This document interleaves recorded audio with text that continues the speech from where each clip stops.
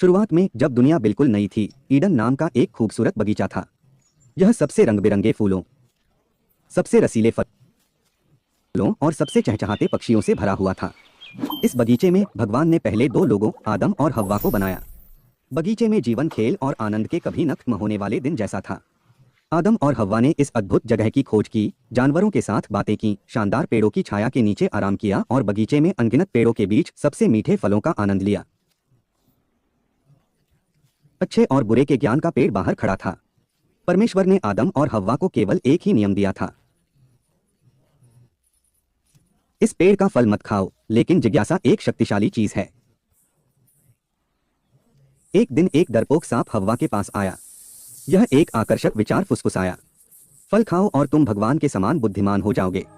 आपको अच्छे और बुरे के बीच का अंतर पता चल जाएगा। फल बहुत आकर्षक, बहुत स्वादिष्ट लग रहा था और ज्ञान का वादा बहुत लुभावना था। ईव ने हाथ बढ़ाया, फल उठाया और काट लिया। उसने कुछ एडम को दिया, जिसने भी खाया।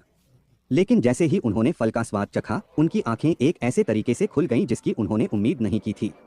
उन्होंने चीजों को अलग तरह से देखा और महसूस किया कि उन्होंने ईश्वर की अवज्ञा की है।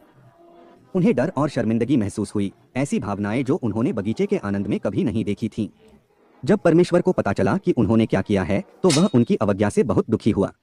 परिणाम स्पष्ट था, वे अब अदन में नहीं रह सकते थे। गार्डन छोड़ना कठिन था। अदन के द्वार उनके पीछे बंद हो गए और पहली बार उन्हें जीवन की कठोरता का दंश महसूस हुआ। ईडन के बाहर दुनिया उबड़-खाबड़ और जंगली थी। आदम और हव्वा को शुरू से ही सब कुछ सीखना पड़ा, भोजन कैसे उगाना है, आश्रय कैसे बनाना है और तत्वों से कैसे बचना है। जीवन अब आनंददायक खोजों की श्रृंखला नहीं, बल्कि अस्तित्व के लिए संघर्ष था। इस नई दुनिया में उन्होंने जीवन के पूर्ण स्पेक्ट्रम, खुशी और दुख, सफलता और विफलता, जन्म और मृत्यु का अनुभव किया। वे माता पिता बन गए, ऐसे बच्चों का पालन पोषण करना जिनका आगे चलकर पूरे देश में अपना परिवार फैलेगा। अपनी यात्रा के माध्यम से एडम और ईव ने अपनी ताकत और लचीलेपन की खोज की। उन्होंने बढ़ती बुद्धिमत्ता के साथ प्रत्येक चुनौती का सामना किया, अनुकूलन करना सीखा, अधिक गहराई से प्यार करना और जीवन के क्षणभंगुर क्षणों को संजोना सीखा। उन्होंने अपने बच्चों को ईडन की कहानियां, अच्छे विकल्प चुनने और अपने कार्यों के परिणामों के साथ जीने का महत्व सिखाया। देखने के लिए धन्यवाद। अगले साहसिक कार्य में मिलते हैं।